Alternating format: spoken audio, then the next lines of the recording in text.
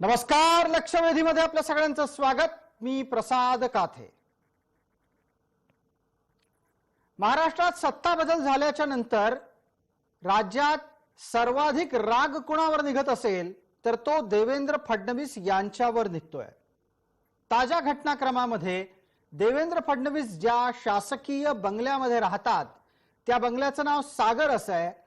हा सागर बंगला म्हणजे शासकीय निवासस्थान नव्हे तर एक वॉशिंग मशीन आहे, अशा प्रकारची भूमिका जाहीररित्या काँग्रेसने घेतलेली आहे. काँग्रेसचे माजी प्रदेशाध्यक्ष त्याचबरोबर काँग्रेसचे वरिष्ठ नेते आणि राज्याचे माजी महसूल मंत्री म्हणून परिचित असलेले बाळासाहेब थोरात यांनी हे विधान केलेलं आहे. हे विधान करण्याच्या मागची घटना कुठली तर वादग्रस्त ठरलेल्या IPS अधिकारी रश्मी शुक्ला यांचं सागर बंगल्यावर गृहमंत्री देवेंद्र फडणवीस यांना भेटायला जाणं. रश्मी शुक्ला यांच्यावर फोन टॅपिंगचे आरोप आहेत. फोन टॅपिंगच्या माध्यमातून त्यांनी मवियाचं सरकार येण्यापासून रोखण्याचा प्रयत्न केला आणि इतकंच नाही, देवेंद्र फडणवीसांच्या 5 वर्षाच्या कारकिर्दीमध्ये रश्मी शुक्ला यांनी मर्यादेच्या बाहेर जाऊन अनेक अशा लोकांचे फोन टॅप केले ज्याची त्यांना परवानगी नव्हती. असे सगळे आक्षेप हे मवियाच्या कार्यकाळामध्ये रश्मी शुक्लांवर करण्यात आले. त्यांची चौकशी लागली. त्यांनी महाराष्ट्रातून दूर जाणं पसंत केलं. असं वक्तव्य केलेल्या आणि याच निमित्तानं देवेंद्र फडणवीसांवर शरसंधान करणाऱ्या काँग्रेसला आता आपला नवा साथी सुद्धा सापडलाय. काँग्रेसच्याच आरोपांची री ओढण्याचं काम हे राष्ट्रवादीने तर केलंच आहे, त्याच्या जोडीला आता उद्धव गट सुद्धा याच भूमिकेवर ठाम आहे. सत्ता गेल्याच्या नंतर जे सत्तेविना आहेत त्यांची या निमित्तानं व्यक्त होणारी तडफड ही सुद्धा या सगळ्या वक्तव्यातून अधोरेखित होते. अख्ख्या महाराष्ट्रानं पाहिलं की बळजबरीनं सत्तेत आलेली मविया ही राजकीय रणनीतीच्या माध्यमातून सत्तेतून बाहेर गेली, ती देवेंद्र फडणवीसांच्यामुळे. आणि म्हणून फडणवीस हे डोळ्यातल्या कुसळाप्रमाणे मवियाला सलतायत हे कोणीही नाकारता कामा नये. पण असं जरी असलं तरी दुसऱ्या बाजूला देवेंद्र फडणवीस यांच्या पहिल्या 5 वर्षाच्या कार्यकाळात त्यांना क्लीन चिट चीफ मिनिस्टर अशा पद्धतीनं सुद्धा हिणवलं गेलेलं आहे.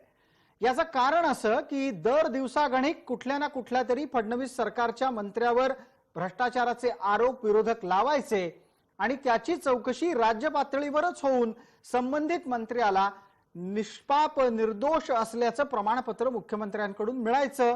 मुख्यमंत्री त्याच्या पाठीशी उभे राहायचे. फडणवीसांच्या कार्यकाळातला हा सगळा प्रकार हा विरोधकांनी त्या काळात क्लीन चिट देणारा मुख्यमंत्री म्हणून देवेंद्र फडणवीसांच्या बाबत प्रचारित केला. त्याचीच री सत्तेत असताना मवियानं ओढली आणि आता तीच मविया सत्तेबाहेर फेकलं गेल्याच्या नंतर तेच आरोप फडणवीसांवर करते. देवेंद्र फडणवीस असे लोकांच्या डोळ्यात का खुपतात? फडणवीसांच्या राजकारणाचा कुठला मुद्दा हा सर्वाधिक धोकादायक विरोधकांना वाटतो आणि देवेंद्र फडणवीसांच्या राजकारणातले कोणते टप्पे हे त्यांच्यासाठी सुद्धा आव्हानात्मक आहेत? या सगळ्या गोष्टींची चर्चा आपल्याला या आजच्या लक्षवेधीमध्ये करायची आहे.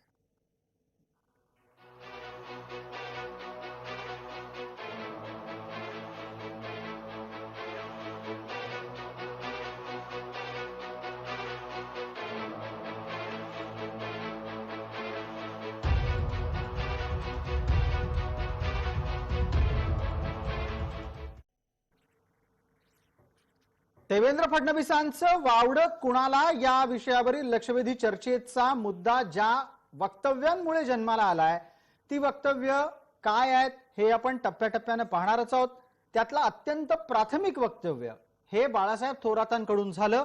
त्यांना उत्तर दिलंय ते भारतीय जनता पार्टीचे नवनियुक्त प्रदेशाध्यक्ष चंद्रशेखर बावनकुळे यांनी. दोघांची वक्तव्य आपण पाहणार आहोत, त्यानंतर मान्यवरांकडे चर्चेसाठी वळणार आहोत. ठीक आहे. आता शेवटी सागर बंगला कदाचित वॉशिंग मशीन सारखं काम करत असेल. मागच्या 2.5 वर्षात ज्या पद्धतीने चुकीचे कारवाया केल्या, म्हणजे तुमच्या विरुद्ध काही झालं तर तुम्ही त्याच्यावर तुटून पडायचे.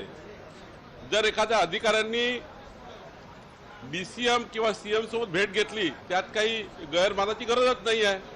बाळासाहेब थोरातांना असं काय वाटतं माहीत नाही, त्यांच्या मनात काय आहे मला माहीत नाही, ते कोणत्या सूटबुद्धीनं काम करतील हे मला माहीत नाही. पण अधिकारी आपल्या मुख्यमंत्र्यांनी आणि उपमुख्यमंत्र्यांना भेटायला काय गैर आहे. आणि त्यामुळे मला वाटतं हे सारे वैफल्यग्रस्त झालेले लोक आहेत. चर्चेसाठी आपण आपल्या मान्यवरांकडे वळतो आहोत. आपल्यासोबत कोण कोण जोडलं गेलंय त्याचा परिचय आपल्याला पटकन करून देतो. आपल्यासोबत काँग्रेस आणि भाजपाचे प्रतिनिधी आहेत. काँग्रेसकडून आपल्यासोबत गोपाळराव तिवारी आहेत. भारतीय जनता पार्टीच्याकडून आपल्यासोबत गणेश खंडकर आहेत. राजकीय विश्लेषकांमध्ये आपल्यासोबत दोन मंडळी आहेत, सुशील कुलकर्णी आणि मकरंद मुळे. सर्व मान्यवरांचं आपण चर्चेत स्वागत करूयात. मला चर्चेची सुरुवात ही पहिल्यांदा विश्लेषकांच्याकडून करायची आहे. त्यानिमित्तानं नंतर मग एक एक टप्पा घेऊन मी गोपाळराव तिवारी आणि त्याचबरोबर गणेशराव खंडकर आपल्यापर्यंत पोहोचतो. दोघांना एक छोटीशी राजकीय विश्लेषकांना विनंती आहे, कृपया सातत्याने आपण समोर कॅमेऱ्यात बघत राहावं आणि आपल्या चेहऱ्यावर पूर्ण प्रकाश असेल याची काळजी घ्यावी. सुशील कुलकर्णी, पहिला प्रश्न आपल्यासाठी. खर तर शीर्षकातच प्रश्न दडलेला आहे, फडणवीसांचं वावडं कुणाला? तुम्हाला आठवत असेल देवेंद्र फडणवीसांच्या विषयामध्ये एक वाक्य यापूर्वी बोललं गेलं होतं एका ज्येष्ठ राजकीय विश्लेषकाच्याकडून. आपल्याकडे मराठीत एक म्हण आहे, वासरात लंगडी गाय शाणी. पण इथे देवेंद्र फडणवीस म्हणजे लंगड्या गाईत वासरू शाणं अशी सगळी स्थिती महाराष्ट्राच्या राजकारणामध्ये आलेली होती. राजकारणातल्या अनेक लोकांना धोबी पछाड देत देत देवेंद्र फडणवीस राज्याच्या राजकारणात फिरावले. जे भल्या भल्यांना जमलं नाही ते 5 वर्ष सतत महाराष्ट्राचे मुख्यमंत्री राहिले. भल्या भल्यांना या शब्दात शरद पवार, शंकरराव चव्हाण ही सगळी नावं आली. सलग 5 वर्ष मुख्यमंत्रीपदी राहिले आणि पुढे असलेली सत्ता पलटवून आपल्या मर्जीतली सत्ता आणण्याचं कसब देखील देवेंद्र फडणवीसांना उत्तम पद्धतीनं जमलं. म्हणूनच या देवेंद्र फडणवीसांच्या राजकारणाला गालबोट लावण्यासाठी विरोधी पक्षाच्याकडून सातत्यानं प्रयत्न होत आहेत. जे स्थापित झालेल्या नेत्यांना जमलं नाही ते फडणवीसांनी करून दाखवलं. हा राजकारणात असाच पुढे जात राहिला, कारण 3 राज्यामधलं यश आहे. गोवा, महाराष्ट्र, बिहार इथली जबाबदारी दिल्यावर फडणवीसांनी आपल्या पक्षाला नंबर 1 वर आणलेलं आहे. हे यश, त्यांची राष्ट्रीय स्तरावर होत असलेली प्रतिमा हेच या डोळ्यात सलण्यामागचं साधं सरळ कारण आहे. पटकन आपण या निमित्तानं गोपाळराव तिवारींना बोलतं करूयात. गोपाळराव तिवारी हा सगळा विश्लेषणाचा भाग ऐकत होते, त्यांच्यापर्यंत आवाज नीट पोहोचला असेल. गोपाळराव, मी अपेक्षा करणार नाही की तुम्ही तमाम सुशील कुलकर्णी यांच्या मुद्द्यांचं समर्थन कराल, पण काहीतरी पटण्यासारखं निश्चित असू शकतं. हे बघा प्रसादजी, सर्वप्रथम आपण जे बोललात की मविया कशी घाईने आणि कशा पद्धतीने सत्तेवर आली, तर मी नम्रपणे सांगू इच्छितो की मवियामध्ये काँग्रेस खापापली नव्हती सत्तेला. जेव्हा राज्यपाल कोश्यारींनी यांना जाऊन भेटले आणि त्यांनी निवेदन दिलं आणि आम्ही सत्ता बनवू नाही असं लेखी निवेदन दिल्यावर बाहेर आल्यावर ज्यावेळेला शिवसेनेकडनं प्रस्ताव आला तेव्हा 1 महिन्याच्या कालावधीनंतर हे सत्ता सरकार आलं आणि ते लोकशाहीचा पोत राखून आलं ते सरकार. दुसरं, आणि सत्तेसाठी अगतिक कोण झाले हे संपूर्ण महाराष्ट्र बघतोय. आता सत्तेसाठी गोपाळराव त्याच्यावर बोलू. अहो 105 अधिक किती 56 असे निवडून दिले होते महाराष्ट्राने. आपण पटकन एकदा फडणवीसांच्या बद्दल बाळासाहेब थोरातांनी केलेल्या विधानावर येऊयात. सागर बंगला हे शासकीय निवासस्थान नसून वॉशिंग मशीन झालंय, इतका काँग्रेसला साक्षात्कार झाला, तो सुद्धा रश्मी शुक्ला गृहमंत्री असलेल्या फडणवीसांना भेटायला गेल्या म्हणून. इतकी राग, इतकी चिडचिड का? प्रसादजी, सगळ्यांना माहितीये की रश्मी शुक्ला कुणाच्या सांगण्यावरनं आणि हा एवढा अट्टास का की महाराष्ट्रात आता तुमची सत्ता आहे तरी सुद्धा. आता मी बोलू नेमक्या शब्दात बोलू का तुम्हीच माझ्याकडनं अभिप्रेत जो अर्थ तो मी लावून घेणार? नाही, गोपाळराव मी बोललो नाहीये, कदाचित इतर कोणाचा आवाज आपल्यापर्यंत पोहोचलाय. आपण बोलत राहा, सलग बोलत राहा. मला बोलायला संधी दिली तर मी बोलू शकेन. जी बिलकुल बोला गोपाळराव. लोकशाहीमध्ये ऐकण्याची पण तयारी ठेवावी. मुद्दा असा आहे की फडणवीसांनी 2 जणांचं सरकार आल्या दुसऱ्या दिवशी हा तपास सीबीआय कडे सुपूर्द केला. का? कारण हे सरकार वैध आहे का अवैध ही टाकती तलवार आहे. कदाचित उद्या हे सरकार बरखास्त झालं, सुप्रीम कोर्टाने काही निर्णय झाला, काय झाला, तर पहिल्यांदा सोयीची भूमिका घेतली. हे सगळे तपास सीबीआय कडे वर्ग केले याच्यामध्ये रश्मी शुक्ला, परमवीर सिंगांचे जे काही फोन टॅपिंगचे प्रकरण होते. दुसरा मुद्दा की आता आपण म्हणताय की 8 तासाने आले, तर आम्ही 8 तासाने आलेलो नाही. आम्ही अगदी सफिशियंट वेळेवर त्या ठिकाणी जो समोर प्रस्ताव आलेला आहे त्यानुसार आपण त्या ठिकाणी सत्तेवर आलो. आपण म्हणताय की फडणवीसांचं कर्तृत्व वगैरे वगैरे बरेचसे शब्द वापरले आपण. मला एक सांगा हो, 100 अबकी बार 200 पार म्हणणारे 126 वरनं 103 मध्ये आले आणि त्याच्यात पण 22 जागा काँग्रेस राष्ट्रवादी जे घराणेशाहीच्या जागा आहेत आणि त्या घराणेशाहीच्या काँग्रेस राष्ट्रवादीचे विद्यमान जसे काही मोहिते पाटील असतील, विखे पाटील असतील, असे अनेक जण आहेत, मदनदादा भोसले असतील, असे अनेकांवर हे सरकार चाललेलं आहे. गोपाळराव, ठीक आहे, आपण याच्यावर बोलूच. गोपाळराव, आपण याच्यावर बोलू. या निमित्तानं तुम्ही स्वतःच काँग्रेस राष्ट्रवादीत घराणेशाही आहे हे पण मान्य केलं. मला हेच कळत नाही, पण दुसरा मुद्दा ज्याला विषयाला धरून थोडंसं राहावं लागेल. रश्मी शुक्ला भेटायला गेल्यानंतर चिडचिड का झाली? म्हणजे रश्मी शुक्ला भेटायला आल्यानंतर विरोधकांमध्ये घबराट पसरली आहे का? नाही, बिलकुल नाही. कोण म्हणतं? तुम्ही तुमचं चिडचिड होण्याचं कारण काय, घबराट पसरण्याचं कारण काय? घबराट तुमच्यात पसरली आहे तर तुम्हाला स्वतः सत्तेत असून महाराष्ट्राचा सीआयडी आणि पोलीस खात्यांवर तुमचा अविश्वास आहे आणि तुम्हाला सेफ होण्याकरता तुम्ही तो तपास सीबीआय कडे केला ना. आता 15-20 दिवसात, महिन्यावर आल्या एक दुसऱ्या तिसऱ्या दिवशी एकनाथ शिंदे तुमचा शपथविधी झाल्यावर तिसऱ्या दिवशी तो तपास तुम्ही सीबीआय कडे दिला. घबराट आम्हाला नाहीये, त्यांना आहे, त्यांचं आहे. काय माहिती आता काय कारण आहेत ती. गोपाळरावांना उत्तर देण्याच्यासाठीची संधी मला द्यावी लागेल, ती पटकन गणेश खंडकर यांना देतोय. गणेशजी, आपण बोलणार आहात?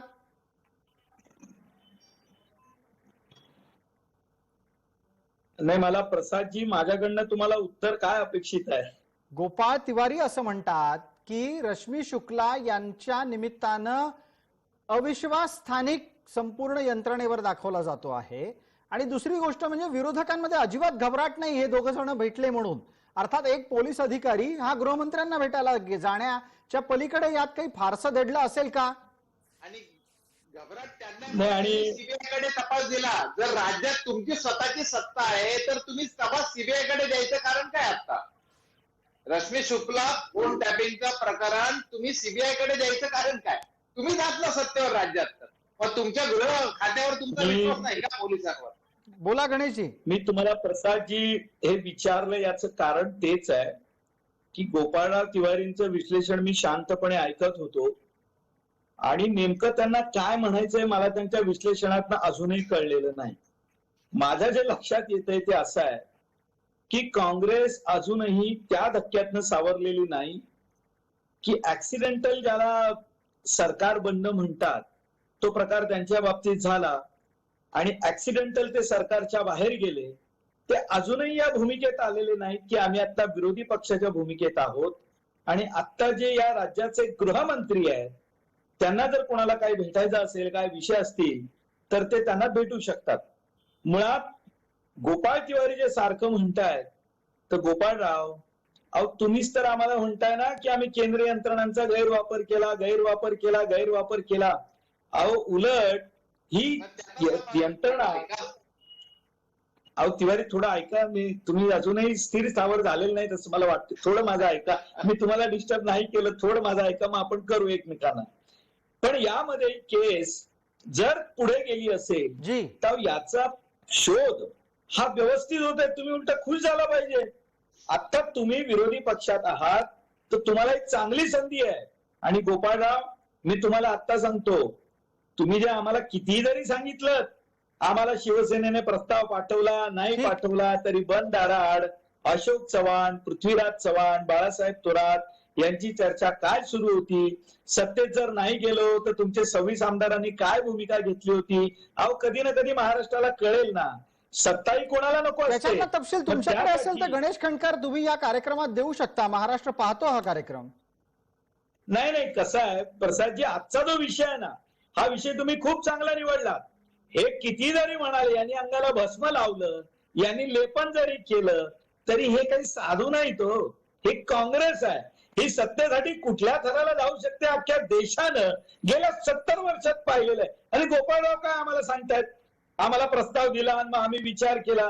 अहो गोपाळराव, ज्या वेळेला हे नक्की झालं की 105 आमदार झालेत आता भाजपचे, आणि त्यावेळेला उद्धव ठाकरेंना जे 2014ला नाही जमलं ते त्यांनी यावेळेला दुपारी 12 नंतर पहिली प्रेस घेतली तेव्हाच बोलले आणि ते स्वाभाविक होतं कारण संजय राऊत त्यावेळेला सिल्वर ओकवर होते ठीक. आणि प्रतिक्रिया आली हे लोकांनी पाहिलं ना. पण त्यामुळे तुम्ही या असं चर्चेला वारंवार- एका वेगळ्या आणखीन टप्प्यावरही न्यायचं आहे. मला पटकन मकरंद मुळे आणि सुशील कुलकर्णींना टप्प्याटप्प्यानं बोलतं करायचंय. मकरंद मुळे, आपण पाहिलं असेल की गेल्या 2.5 वर्षात मवियाच्या कार्यकाळात अनेक जण हजेरी लावायला यशवंतराव चव्हाणवर जायचे. मग आपण यशवंतराव चव्हाण हे बदल्यांचं केंद्र आहे असं म्हणायचं का? असा आरोप तर त्यावेळेला कोणी केला नव्हता. यशवंतराव चव्हाण सेंटरमध्ये बसून राज्याची सूत्र हलतात, प्रत्यक्षात मंत्रालय रिकामं पडले, ही वस्तुस्थिती होती. पण तसे आरोप त्यावेळेला झाले का? नाही झाले. मग आता सागर बंगला वॉशिंग मशीन झालाय, हे बाळासाहेब थोरातांनी काढलेलं वक्तव्य हे कुठल्या शोधा आधारित आहे? नेमकं मला त्याच मुद्द्यावर येते की हा गेल्या 2.5 वर्षाच्या काळात सत्ताबाह्य केंद्रांकडे IAS आणि IPS अधिकारी जाताना आपण पाहिलेले आहेत. काय घडलंय ते पाहिलेलं आहे. त्यापूर्वी युपीएचा जो काळ होता आणि पंतप्रधान मनमोहन सिंग असताना युपीएच्या चेअरमनकडेही अशाच प्रकारे अधिकारी जायचे. त्यावेळी चर्चा होत होती. कारण एक आपण जो सुरुवातीचा जो मुद्दा आहे तो लक्षात घेतला पाहिजे. पूर्वी काय होतं, भारतीय जनता पार्टीकडे कुठल्याही अन्य पक्षातला नेता गेला किंवा त्यांनी प्रवेश केला की तो मनोवादी आणि तो संकुचित व्हायचा आणि इकडे आला की तो सेक्युलर पुरोगामी व्हायचा. आता असं झालेलं आहे की आता सागर बंगल्याचा उल्लेख वॉशिंग मशीन असा केलेला आहे. आपण एक मुद्दा लक्षात घेतला पाहिजे, राजकीय प्रवक्त्यांनी त्यांची भूमिका मांडली पाहिजे. देवेंद्र फडणवीस यांनी महाराष्ट्राच्या राजकारणाचा पोत बदललेला आहे, भल्या भल्यांना धडकी भरवलेली आहे, हे मान्य केलं पाहिजे. म्हणजे त्यांच्यावर त्यांचे गुण मान्य करायचे की नाही हा चर्चेचा विषय असू शकतो बाकीच्यांचा, पण ते केलेलं आहे. आणि पुढच्या काळात महाराष्ट्राच्या राजकारणाचा एक मोठा संदर्भ बिंदू देवेंद्र फडणवीस हे राहणार आहेत. त्यामुळे जिथे जमेल जसं जमेल तिथे देवेंद्र फडणवीस यांचं टायर पंक्चर करणं हा सातत्याने उद्योग होणार. तो आज झाला असं समजू नका, तो आधीही झाला होता. आपल्या एक लक्षात घेतलं पाहिजे की त्यांची जात काढली गेली. आता यापुढे महाराष्ट्राच्या राजकारणात पेशवे छत्रपतींना वस्त्र देणार का, अशा प्रकारचं वक्तव्य केलं गेलं होतं. त्याचप्रमाणे मराठा मोर्चा आणि मराठा आरक्षणावरनं कोंडी करण्याचा प्रयत्न केला गेला होता. त्यांना आषाढीच्या पूजेला जाता आलं नव्हतं. हा सगळा प्रयत्न काय होता? हा काही केवळ राजकीय स्पर्धा किंवा तीव्र विरोध असा नव्हता, एक द्वेष होता. महाराष्ट्राचं राजकारण आम्हीच करू, केंद्रबिंदू आम्हीच राहू, यापुढे आम्ही ठरवेल ते हो. हा जो सगळा एक दीर्घकाळाचा प्रस्थापितांचं जे नेतृत्व होतं ते देवेंद्र फडणवीस यांनी मोडून काढलं, ते बदललं आणि त्यातनंही देवेंद्र फडणवीस विरोधी एक मोहीम आहे. त्या मोहिमेचा एक टप्पा म्हणजे सागर बंगल्याला वॉशिंग मशीन म्हणणं आहे. सुशील कुलकर्णी, पटकन आपल्यासाठीचा पुढचा प्रश्न माझा असा आहे की ज्या पद्धतीनं सागर बंगल्यापर्यंत हा विषय गेलाय, याच्या आधी पाहिलं तर तो फडणवीसांच्या पत्नीविषयी, फडणवीसांच्या मुलीविषयी बोलून झालेला आहे. आता ते परिवारापुरतं नाही राहिलं, आता ते त्यांच्या सरकारी कामकाजाविषयी आलंय आणि त्याला अधिक संवैधानिक पात्रता पावित्र्य देण्याचा प्रयत्न करण्यात येतोय. हे सगळं करून त्यांची प्रतिमा मलिन करून कोणाला काय मिळणार आहे? फडणवीसांची प्रतिमा मलिन करून महाराष्ट्राच्या राजकारणात कोणाला काय हवंय? हे त्यांना हवंय ज्यांच्याकडं भेटायला मुंबईचे पोलीस आयुक्त कोणतंही संवैधानिक पद नसताना जात होते. हे त्यांना हवंय ज्यांच्याकडं मुंबईचे सहपोलीस आयुक्त विश्वास नांगरे पाटील रिपोर्टिंगला जात होते. ज्या तुम्ही आता ज्याचा उल्लेख केला आणि यापूर्वी तुम्हीच तो उल्लेख केला होता, फक्त एक राज्यसभा सदस्य असलेल्या शरद पवारांना ज्या पद्धतीनं सरकारी यंत्रणा रिपोर्ट करत होती त्या गोष्टीवर जसा आगडोम उसळलेला होता तसा उसळावा असं अपेक्षित आहे. हे तशाच त्याच चर्चा आता पुन्हा पुन्हा घडवल्या जातात. हे तुम्ही आता सरकार आल्याबरोबर ज्या गोष्टी घडल्यात त्या बघा तुम्ही, ज्या त्यावेळेला घडल्या होत्या त्याच आताही घडतायत.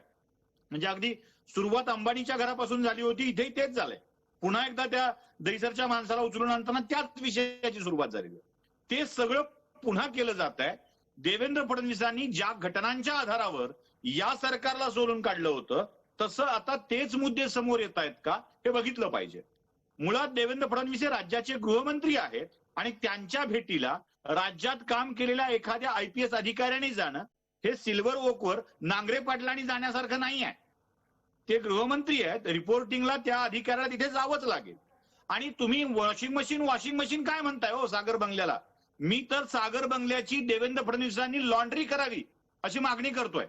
लॉन्ड्री या अर्थाने की आपले सुशील कुलकर्णी, हे तर तुम्ही एक पाऊल पुढे निघून गेलात. सुशील कुलकर्णी, अहो इथे वॉशिंग मशीन म्हटलं ना वाद निर्माण झाला आणि तुम्ही तर सागर बंगल्याची लॉन्ड्री करावी म्हणताय, म्हणजे धुलाई कोणाची अपेक्षित आहे तुम्हाला? फडणवीसांनी लॉन्ड्री करावी आणि ही जी काही घाण आहे सगळी साठली आहे ना सगळ्यांच्या कपड्यामध्ये आणि वस्त्रांमध्ये, वेगवेगळ्या राजकीय वस्त्रांमध्ये, ती एकदा घेऊन साफ करून टाकावी, म्हणजे प्रश्न तरी मिटेल एकदाचा. म्हणजे तुमच्यावर कुणी काही बोललं, मुळात देवेंद्र फडणवीस गृहमंत्री आहेत हा भाग वेगळा. दुसरी गोष्ट, ज्या प्रकरणामध्ये त्या महिला अधिकाऱ्यांवरती गुन्हा दाखल आहे ना, त्या प्रकरणातले फडणवीस साक्षीदार सुद्धा आहेत. यांनीच देवेंद्र फडणवीसांना सहआरोपी करण्याचा प्रयत्न केला होता. बिलकुल. अहो तुम्ही असं कशी साखळी, तुमच्याकडे साखळी जुळतीये, तुम्हीच सांगताय ते साक्षीदार आहेत, तुम्ही त्यांना गृहमंत्री म्हणून मान्य केलंय, अशा अधिकाऱ्याचं भेटायला जाणं यात गैर ते काय? आणि जर याच्यावर एक गोपाळ तिवारींना उत्तर देण्याची संधी द्यावी लागेल. गोपाळ तिवारी, आतापर्यंत आपण वॉशिंग मशीन पुरते मर्यादित होतो, आता लॉन्ड्री पर्यंत विषय गेलेला आहे. समजा असं धरून चाला की त्या लॉन्ड्रीमध्ये अनेकांच्या कपड्यांमधला मूळ बाहेर यायला लागला, तर अडचण काँग्रेसमध्ये कोणाला होणार आहे का? काँग्रेसला इतरांची झालेली अडचण हवी आहे म्हणून तुम्ही देवेंद्र फडणवीसांना चावी मारताय? नाही नाही, हे बघा, वॉशिंग मशीन म्हणजे आरोप निघणे, बरोबर. आता आरोप ज्यांच्यावर आरोप केले ते यांच्या सरकारमध्ये गेले तर स्वच्छ होतात. मग ते भावना गवळी असो किंवा अजून शिरसाट असो किंवा ते यामिनी जाधव असो आणि ह्या सगळ्या गोष्टी आहेत ना, प्रताप सरनाईक असो. आता तुम्ही मला फार बरं झालं, अगदी सुशील कुलकर्णी, हाच मुद्दा मला विचारायचा होता. अगदी गोपाळराव, खूप कौतुक तुमचं या भूमिकेच्या साठी. आम्हाला जरा पुरावे पण दाखवता का? ज्यांची आता नावं घेतली ना त्यांच्यावरचे आरोप गेले, ही सगळी माणसं आता सत्ता बदल झाल्याच्या नंतर निष्कलंक झाली, याचा एखादा पुरावा तरी सांगा. ऐका ना प्रसादजी, थोडस चर्चेचा एक संस्कार आणि हे या पद्धतीने होऊन द्या. ऐका हो, असं हे सगळे आरोप कोणी केले? ते किरीट सोमय्यांनी केले, तुम्हीच त्यांच्यावर प्रताप सरनाईक, ते दाखवू का व्हिडिओ? माझ्याकडे आहेत सगळे, काढून दाखवतो. काय काय बोलले सरनाईकांबद्दल, भावना गवळीबद्दल, हे 8 दिवसात 15 दिवसात हात जाणार ते जाणार. अहो तुम्ही आता एक सांगतो की तुम्ही म्हणताय त्या ठिकाणी एवढा आटापिटा करून दिलं. अहो हे असुसलेले नव्हते, हे सरकार सुप्रीम कोर्टात गेले तेव्हा महाविकास आघाडीचं सरकार झालं. तोपर्यंत पार्टीचा शपथविधी घेतला होता ना, त्यांच्यावर तुम्ही ढीगभर गाडीभर जलसिंचन घोटाळ्याचे पुराव्याचे आरोप केले होते, ते दादांत खोटे निघाले. आपण याचाच अर्थ येतो, कारण तुम्ही पाटे शपथविधीसाठी तयारी केली आणि जेव्हा सुप्रीम कोर्टात गेले, ऐका, पृथ्वीराज चव्हाण आणि अनिल देसाई खासदार जेव्हा सुप्रीम कोर्टात गेले आणि त्या हॉटेलमध्ये जेव्हा बहुमत सिद्ध केलं, त्या ठिकाणी दाखवून दिलं टीव्हीवर, त्या दुसऱ्या दिवशी त्यांनी टेस्ट घ्यायला सांगितली. त्यामुळे यांनी अजित पवार आणि देवेंद्र फडणवीसांनी राजीनामा देऊन मागे पावलं घेतली आपली. आणि गोपाळराव तुम्ही मुद्द्याला चिकटावं एवढीच माझी नम्र विनंती आहे आपल्याला. गोपाळराव तुम्ही मुद्द्याला चिकटून राहा. या विषयी बोलले नव्हते का? गोपाळराव आपण वॉशिंग मशीन म्हणता ना सागर बंगल्याला, आपण सागर बंगल्याला वॉशिंग मशीन म्हणता, देवेंद्र फडणवीसांना क्लीन चिट मुख्यमंत्री म्हणता. मला सांगा, आपण या वॉशिंग मशीन मध्ये धुतले गेलेले आणि स्वच्छ झालेले कुठले कपडे पाहिले? अहो ते तर त्यांनीच तर जाहीर आरोप केलेलेच ना. ईडी कुणाच्या मागे लागली होती ते पण. आता म्हणजे हा विस्मरणाचा रोग आपल्याला कुणाला झाला का काय? अहो आता किती जणांच्या मागे ईडी लागली होती, ते सगळे त्यांच्याकडे शिंदे गटातनं जाऊन पावन झाले. हा, मग याच्यावर एक गणेश खंडकरांना थेट प्रश्न विचारण्याची गरज आहे. या मुद्द्याला थेट गणेश खंडकरांपर्यंत नेण्याची गरज आहे. गणेश खंडकर, हा आरोपही काही नवा नाही. आता आरोपाचा तडका वेगळा आहे. आरोपाला एक फोडणी फक्त वॉशिंग मशीन शब्दाची मिळालेली आहे. अन्यथा हे आरोप सातत्यानं होत राहिलेले आहेत की जो काही तुमच्या विरोधात जातो त्या माणसाच्या मागे तपास यंत्रणा लागतात. तो तुम्हाला शरण आला की मग तो पावन होतो. आपल्याला आठवत असेल, एक पूर्वी महाराष्ट्रामध्ये पतित पावन संघटना होती. हे आता असलं काही प्रकरण आहे का? प्रसादजी, तुमच्या मागे गोपाळ तिवारींचाच आवाज जास्त येतोय. आता येणार नाही. गोपाळ तिवारी तुम्हाला ऐकतायत. गोपाळराव, ऐकूया आपण जरा.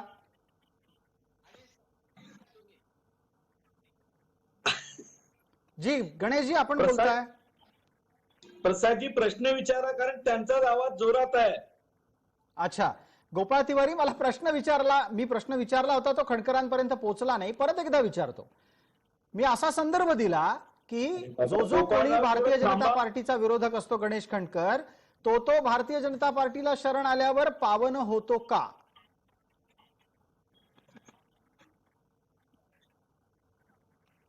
बोला गणेश. प्रसादजी, यामध्ये एक बाब मी अतिशय मोकळेपणानं स्पष्ट करू इच्छितो, आणि गोपाळराव, हे तुम्ही नीट ऐकून घ्या. तुमच्या काँग्रेस पक्षालाही हे व्यवस्थित तुम्ही समजावून सांगा. केंद्रीय यंत्रणा हे त्यांचं काम त्यांच्या पद्धतीनं करत असतात. हे जेव्हा तुम्ही सत्तेवर होतात तेव्हा तुम्ही लोकांना समजून सांगत होता. आता नीट लक्षात घ्या, या देशामध्ये ज्या ज्या ठिकाणी आरोप होत आहेत, प्रत्यारोप होत आहेत, धाडी पडतायत, काल परवा जालन्याचं उदाहरण तुमच्या डोळ्यासमोर आहे. तुम्ही ज्यांचा उल्लेख करतायत त्यावेळेला प्रसादजी, मी एकच वाक्य या संदर्भातलं सांगेन की या संदर्भातले जे आरोप झाले, त्यानंतर या महाराष्ट्रात ज्या पद्धतीनं कारवाया सुरू आहेत, गवाड सापडतायत, यापैकी कोणाची तरी चौकशी थांबली, आम्ही यांना क्लीन चिट दिली, हे विषय बंद केले, असं आमच्या वतीनं कुणी बोललेलं गोपाळराव तिवारी तुमच्याकडे जर असेल तर तुम्ही मागाशी जे क्लिप आणि माझ्याकडे व्हिडिओ जे सांगत होतात, हे काहीतरी एकदा जनतेला सांगा. केंद्रीय यंत्रणा त्यांच्या पद्धतीनं काम करत असतात, किमान त्यांच्यावर तरी विश्वास ठेवा. गणेशजी, एकच मिनिट. पण गणेशजी, मला आपल्या वक्तव्यामध्ये हस्तक्षेप करून विचारायचं आहे की जी माणसं काल परवापर्यंत ईडीच्या चौकशांना सामोरी जात होती, ती आता तुमच्या सोबत आल्याच्या नंतर ईडीनं त्यांना क्लीन चिट दिलीये का? त्यांच्या मागचं चौकशीचं शुक्ल काष्ठ थांबलेलं आहे का? अजिबात नाही. तर त्यांचा विषय ना, ईडी त्यांचं प्रकरण बघेल. ईडी काही भारतीय जनता पार्टीची शाखा नाहीये प्रसादजी. हे यांनी कितीही जरी सांगितलं, आमचा काय संबंध? आम्हाला आज जरी चुकीचं वाटलं तर आम्ही बोलणार ना. अहो, जे चुकीचं आहे ते बोलायला काय आम्ही आज तुम्ही आमच्यावर ज्या पद्धतीने आरोप करतायत प्रसादजी, कसं आहे बघा, मी तुम्हाला आज एक बाब, मला तुम्ही वेळ दिलात तर मी 2 मिनिटं बोलू इच्छितो. जी, बोला. आज जो तुम्ही विषय घेतलाय, या विषयाला धरून काँग्रेसचे प्रवक्ते कधीही बोलणार नाहीत.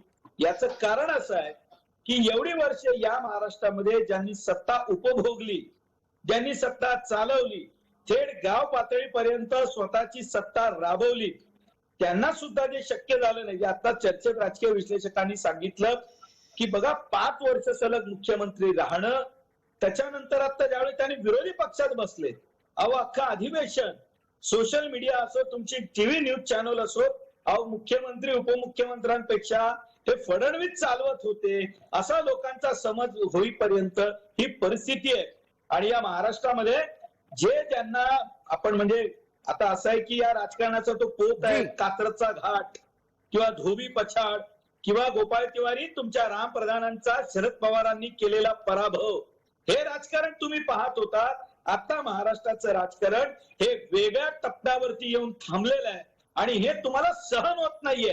हे तुम्हाला गोपाळ तिवारींना संधी देण्याची गरज आहे. एक पटकन गोपाळ तिवारींना संधी देतो. गोपाळराव, काय सहन होत नाही, काय सांगता येत नाही? हे बघा, त्या भाजपच्या आम्ही आदर करत होतो. नितीन गडकरींची स्तुती 19 मध्ये मोदींच्या समोर सोनियाजींनी केली होती. त्या भाजपचा आम्ही आदर करत होतो. ज्या अटलजींनी विरोधी पक्षाचं, आता बोलून द्या ना, मध्ये मध्ये कशाला बोलतात, त्या भाजपचा आम्ही देखील आदर करत होतो. परंतु त्याला एक नैतिकतेची चाड होती, संविधानिक मूल्यांची जाण होती आणि अशा पद्धतीने छिनाछपटी, ओरबड लुटून सत्ता काबीज केली नाही. एकीकडे सांगायचं शिंदे गटाचं आमचं काही घेणं देणं नाही. चंद्रकांत पाटील म्हणतात तो त्यांचा अंतर्गत पक्ष आहे, देवेंद्र फडणवीस म्हणतात ते त्यांचा अंतर्गत पक्ष आहे. अरे एकनाथ शिंदे घट विधानसभेतच बोलायला लागले. रात्री 12 नंतर पहाटे 12च्या आत सगळे उठायच्या आत आम्ही भेटायचो. इकडे अपूर्वा बहिणी स्वतः म्हणतायत की देवेंद्रजी वेळ बदलून यांना भेटायला जायचे. एवढी आगतिकता का? एवढी आगतिकता का तुम्हाला ही सत्ता ओरबडायची? आणि या ठिकाणी एक मात्र, आणि बिहारमध्ये म्हणायचं विश्वासघात. अरे वा कमाले. अरे 2.5 वर्ष राहिले तुम्हाला, कारण जलसिंचन भ्रष्टाचार, त्या ठिकाणी जस्टिस लोया प्रकरण, तुमच्या अंगाशी येणारे प्रकरण आहेत, तिथे जातीर आहेत, त्या ठिकाणी अनेक गोष्टी आहेत, त्याची तुम्हाला भीती आहे म्हणून तुम्ही हे सरकार येईल प्रकारानं पाडायचं होतं. त्यामुळे ठीक आहे. त्याच्यात तुमचा याचा एक मुद्दा हा त्यांच्या इमेजला अर्थात देवेंद्र फडणवीसांच्या प्रतिमेला खराब करण्याचा पण होता. वेळेची मर्यादा आहे. गोपाळराव, एक छोटीशी आठवण आपल्याला एवढीच करून देतो की पटकन एका विश्रांतीची गरज आहे. चर्चेतल्या एका टप्प्यात आपण इथे थांबत आहोत. एक छोटीशी विश्रांती घेतो, लगेचच परत येतो लक्षवेधीच्या पुढच्या भागात.